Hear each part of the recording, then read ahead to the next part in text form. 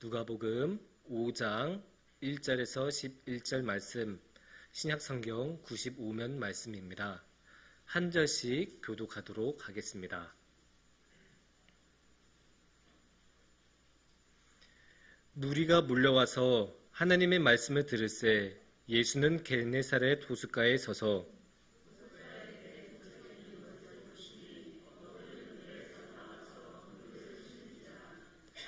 예수께서 한 배에 오르시니 그 배는 시몬의 배라. 육지에서 조금 떼기를 청하시고 앉으사 배에서 무리를 가르치시더니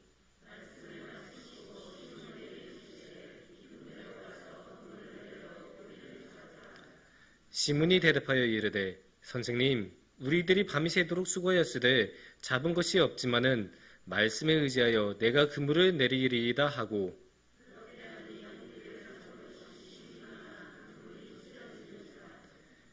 이에 다른 배에 있는 동무들에게 손짓하여 와서 도와달라 하니 그들이 와서 두 배의 채움에 잠기게 되었더라.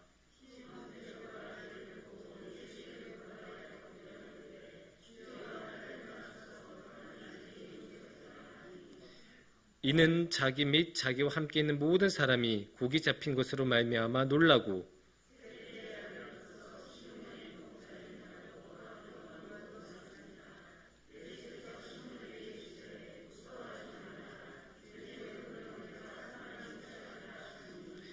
다 함께 봉독하겠습니다. 그들이 배들을 육지에 대고 모든 것을 버려두고 예수를 따르니라. 아멘. 성도님들 안녕하십니까? 잘 지내십니까? 아멘. 다행이네요. 저는 요새 힘듭니다. 너무 더워요. 더워도 너무 더워요. 그나마 어제 비가 좀 와서 조금 나아졌죠? 근데 지난주는 진짜 너무 더웠어요.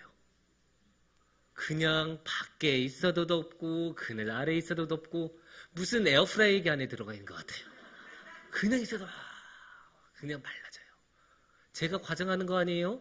지난 수요일 날 날씨 보면 서울 날씨가 관측한 이래 최고 온도 6월 최고 온도였다고 해요. 그만큼 진짜 더웠어요. 이렇게 덥고 또 오늘은 그만큼 덥지는 않지만 대신에 그만큼 습하죠. 이렇게 덥고 습한 날씨에는 뭘 찾게 됩니까? 시원한 물, 그리고 쾌적한 에어컨 바람. 그늘은 이제 더 이상 찾지도 않아요. 그늘은 있어봤자 시원하지도 않고 에어컨 바람 정도는 돼야 시원합니다. 그래서 에어컨 어딨나 찾게 되고 시원한 물 손이 가고 막 그러게 됩니다. 그런 것만 이제 찾게 되는데 참 우리 성도님들은 너무너무 존경스럽습니다. 그 안락한 에어컨 바람을 포기하고 여기 교회까지 오시지 않으셨습니까? 일단 그 집문을 여는 것 자체가 얼마나 힘든데 그 집문을 열어서 나온 것이 얼마나 힘든데 그 모든 것을 극복하고 여기까지 오셨다는 것 너무나 감사하고 대단한 일입니다. 이런 일을 할 수 있는 것은 사실 우리가 인간이기 때문입니다. 인간이 가지고 있는 아주 중요한 특징 중에 하나는 환경에서 독립할 수 있다는 거예요. 동물은 어때요? 동물은 환경에 그대로 따라서 살아가요. 추우면 추운 것에 맞춰서 살아가고 더우면 더운 것에 맞춰서 살아가고 다른 생각을 안 해요. 그냥 느끼는 대로 필요한 대로 곧바로 합니다. 하지만 사람은 달라요. 사람은 자신이 살아가는 세상에서 한 걸음 뒤에서 이렇게 딱 바라볼 줄 알아요. 세상을 그렇게 떨어져서 바라볼 줄도 알고 자기 자신을 그렇게 떨어져서 바라볼 줄도 알고 그렇게 떨어져서 바라보다 보면 자신은 그 환경에서 떨어져서 행동할 수도 있고 또 살다 보면 그런 것들이 진짜 중요하다는 것을 알아요. 그냥 지금 내가 당장 배고파서 먹는 것 지금 당장 피곤해서 자야 되는 것 이런 게 중요한 게 아니라 진짜 중요한 거는 이 환경에서 떨어져 있는 것들 주님께서 주시는 복음 이런 것들이 진짜 중요하다는 것을 깨닫게 됩니다. 그래서 우리 사람들은 바로 그러한 것들에 의미를 부여하면서 살아갑니다. 이 의미는 정말로 중요합니다. 이 의미가 우리의 삶을 지켜주고 우리의 삶을 이끌어가기 때문입니다. 물론 어떤 사람들은 동의 안 할 수도 있어요. 아유 사람은 그래도 반이 동물인데 동물처럼 살아가지 어떻게 뭐 의미만 찾아가면서 살아가겠냐 이렇게 말씀하시는 분도 있고 결국 사람은 의미보다 자기 몸 하나 건사하는 게 더 중요하지 않냐 이렇게 말씀하시는 분도 있어요. 하지만 제가 자신 있게 말씀드릴 수 있는 것은 의미를 찾은 사람의 삶은 달라져요. 의미 없다가 의미를 찾은 사람은 그 인생이 확 달라진 것을 알 수 있습니다. 성경에도 그런 이야기가 너무 많이 나와요. 그래서 오늘의 말씀을 통하여 이 시간에 삶의 의미를 새롭게 발견해서 삶이 변하는 모습에 대해 함께 나눠봤으면 좋겠습니다. 오늘의 말씀은 누가복음 말씀입니다.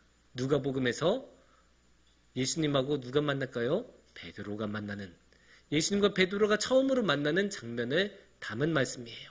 오늘 말씀에서 계속 나오는 이 시몬이라는 사람, 이 시몬이라는 이름이 베드로를 말하는 거예요. 그래서 오늘의 말씀에서는 예수님하고 베드로가 처음 만나고 있습니다. 그러면 어디서 벌어지는 일일까요? 1절을 보면 알 수 있습니다. 1절에서 뭐라고 나올까요? 1절을 보면 무리가 몰려와서 하나님의 말씀을 들을세 예수는 게네사렛 호숫가에 서서, 호숫가에서 벌어지는 이야기예요. 그것도 게네사렛 호숫가예요. 그러면 여기서 우리의 베드로는 무엇을 하고 있었을까요?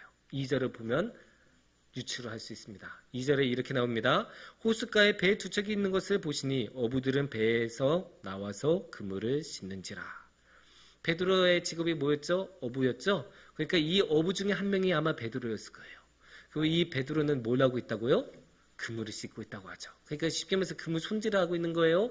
그물 손질을 하니까 이거는 뭐겠습니까? 어부로서 자신이 해야 되는 직업적인 일을 하고 있는 거죠. 그래서 그렇게 직업적인 일을 이게 쭉 하고 있어요. 근데 저는 이 말씀을 준비하면서 이 말씀을 이렇게 묵상하는데 이 2절 말씀이 너무 뇌리에 박히는 거예요. 왜 그럴까? 사실 되게 단순한 말씀이잖아요. 되게 그냥 단순하게 일상적으로 일하는 장면이죠. 그럼에도 불구하고 이게 저한테 너무나 인상적이었어요. 왜냐? 1절을 보면 뭐라고 나와요? 예수님이 오셔서 말씀을 전하셨다고 해요. 물론 옆에서 일하고 있어도 예수님 말씀이 안 들릴 수도 있어요. 그때는 저런 좋은 스피커도 없었고 이런 마이크도 없었으니까 조금만 거리가 떨어져도 소리에 안 들릴 수가 있었죠. 그런데 이 예수님의 말씀을 전하실 때 어떻게 됐다고 했죠? 무리들이 모였다고 했어요. 사람들이 이렇게 막 모였던 거예요. 당연하죠. 예수님의 말씀은 힘있고 능력이 있으니까 그 꿀 같은 말씀을 들으려고 사람들이 막 모였겠죠. 그렇게 왕창 몰렸는데 베드로는 거기서 뭐하고 있다고요? 그물 씻고 있는 거예요. 그물, 손질. 축축축축. 이게 저는 너무 특이한 거예요. 아니, 우리가 이렇게 길 가다가 지나갈 때 저쪽에 뭐 한 10명 정도가 이렇게 해서 막 한 곳만 보고만 있어도 10명 정도만 모여 있어도 저기 뭐자고 우리도 이렇게 같이 가서 이렇게 한번 보고 뭐 지나가고 그런 적 많지 않습니까? 근데 10명이 아니라 물이 막 100명, 200명씩 모여 있으면 당연히 거기에 눈길이 갈 수밖에 없는 거 아니에요?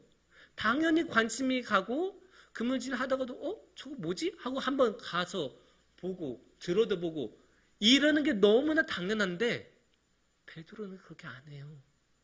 그냥 그물만 계속 만지고 있는 거예요. 그냥 일만 계속해요. 이게 어떤 모습으로 저에게는 보이냐? 이 일에 완전히 매여 있는 모습으로 보여요. 사람이라면 당연히 일도 하지만 자유도 누리고 하고 싶은 것도 하고 예수님도 만나고 그러면서 살아가는 게 당연한 건데 그런 부분들은 다 사라지고 오직 일. 마치 물고기가 저 그물에 걸려 있는 것처럼 베드로는 일이라는 그물에 걸려서 헤어나지 못하고 계속 일만 하는 그런 모습처럼 느껴지는 거예요. 그러니까 이 말씀이 너무나 인상적으로 보였어요. 하지만 예수님께서는 이런 베드로를 홀로 내버려 두시지 않으시고 이런 베드로에게 다가오십니다. 그래서 다가오셔서 어떻게 하시느냐? 4절 말씀해 보시면 이렇게 말씀하십니다. 말씀을 마치시고 시몬에게 이르시되 깊은 데로 가서 그물을 내려 고기를 잡으라. 여기서 예수님의 이 탁월한 인간관계 능력을 볼 수 있습니다. 3절 보면 이제 예수님이 배에 올라타서 말씀을 전하셨다고 해요. 그 배에 아마 베드로가 같이 있었겠죠. 그런데 여기에는 베드로에 관한 이야기가 별로 안 나와요. 별 이야기가 안 나오죠. 베드로가 뭐 했다는 이야기가 안 나오잖아요. 그러니까 베드로는 바로 옆에서 예수님의 말씀을 들었는데도 전혀 마음의 감동이 없던 사람이에요. 그냥 완전히 일에 매여서 옆에서 그 천국의 복음의 말씀을 전해주고 있어도 조금도 영향을 안 받는 그런 사람이었어요. 그러니까 예수님이 말씀을 전하시다가도 이 베드로 이 사람은 내가 아무리 복음의 말씀을 전해도 움직이지 않는구나 느끼셨겠죠. 아마 반응을 보이시니까. 그래서 예수님께서는 4절 말씀 보면 어떻게 하셨다고 해요? 말씀을 마치셨다고 해요. 그리고 뭐라고 합니까? 물고기 잡으러 가자. 저 깊은 곳으로 가자. 이 말씀이에요. 그러니까 비로소 베드로가 들어요. 왜냐? 자기가 좋아하는 일 이야기니까. 자신이 항상 집중하고 있는 물고기 잡는 이야기니까 베드로가 이 말은 듣는 거예요. 그러니까 예수님은 자신의 말이 들리게 하기 위해서 뭘 해야 되는지, 어떻게 하면 자신의 말을 베드로가 들을지 너무나 잘 알고 있으셨던 거예요. 그래서 베드로가 좋아하는 이 일 이야기, 물고기 잡는 이야기를 해요. 근데 이제 5절 말씀을 보면 베드로가 어떻게 대답을 합니까? 5절 말씀을 보시면 시몬이 대답하여 이르되 선생님 우리들이 밤이 새도록 수고했으되 잡은 것이 없지만은 말씀에 의지하여 내가 그물을 내리리이다 하고. 아이고 선생님 저희도 다 해봤어요. 아니 밤새 이렇게 물고기 잡아봤는데 안 돼요. 아이고 제 상식으로는 깊은 곳에서 거기서 물고기 안 잡혀요. 아이고 제가 이 뱃사람으로서 살아간 게 얼마인데 이 물길 보면서 살아간 게 몇 년인데 그렇게 해서 안 잡혀요. 아이고 그래도 선생님이 말씀하신 거 한번 해볼게요. 어차피 오늘 공친 거 한번 가봅시다. 그리고 배를 몰고 쭉 가요. 배를 밀고 깊은 곳에 가서 쫙 던져요. 그물을 던져요. 그래서 어떻게 됩니까? 여러분 다 아시죠? 어떻게 되는지. 끌어올릴 수가 없을 정도로 물고기가 많이 잡혀요. 만선이라는 표현도 모자라요. 그래서 어떻게 해요? 여기 와. 야 여기. 그래서 옆에 있는 동료들 배 2척이나 채울 정도로 물고기가 많이 잡혔다. 그렇게 이제 아멘이죠. 그렇게 6, 7절 말씀에서 이야기를 전합니다. 그러면 이 엄청난 사건, 이렇게 물고기가 넘치도록 잡히는 사건, 잡힐 리가 없었던 곳에서 잡히는 이 엄청난 사건을 겪자 베드로는 뭐라고 말씀을 했을까요? 베드로는 이렇게 8절 말씀을 보시면 이렇게 말씀하고 있습니다. 시몬 베드로가 이를 보고 예수의 무릎 아래에 엎드려 이르되 주여 나를 떠나소서 나는 죄인이로소이다 하니. 이 말씀이 참 특이합니다. 아니 이렇게 물고기 이렇게 많이 잡으면 대박 아닙니까? 완전 물고기 한 마리도 못 잡을 상황에서 이렇게 많이 잡았으면 얼마나 큰 경제적인 이익을 얻은 거예요. 그럼 이제 신나기도 하고 아이고 예수님 선생님 감사합니다 악수도 하고 감사 인사도 드리고 여기 반 정도 선생님 가져가세요. 이렇게 큰 손 노릇도 해보고 그럴 법하잖아요. 그리고 앞으로 저하고 계속 같이 일을 합시다. 선생님하고 같이 하니까 물고기 잘 잡히네. 다음에 언제 또 갈까요? 이렇게 말할 법하잖아요. 하지만 베드로는 안 그래요. 저는 죄인입니다. 저를 떠나주세요. 무릎 꿇고 이야기를 하죠. 이게 너무 특이한 거예요. 왜 그랬을까요? 베드로는 예수님이 하나님의 아들이란 걸 알았던 거예요. 이 엄청난 사건을 겪고 이거 평범한 일이 아니다. 사람의 능력으로는 일어날 일이 없는데 일어났다. 그러면 뭐냐? 하나님께서 개입하신 거다. 내 눈앞에 있는 이분은 사람의 형상을 하고 있지만 그냥 사람이 아니다. 이분은 하나님의 능력을 가지신 분이다. 깨달은 거예요. 그거 깨닫고 내가 하나님 앞에 만났으니까 비로소 이제 보인 게 있어요. 죄예요. 자신의 죄가 보인 거예요. 저 빛나는 예수님하고 비교하면 나는 너무나 어둡고 나는 너무나 더럽고 나는 너무나 추하다고. 그게 느껴지는 거예요. 이게 너무 중요해요. 왜냐? 우리는 일상 살 때 이런 거 안 보여요. 세상 사는 사람들 죄에 대해서 이야기 안 해요.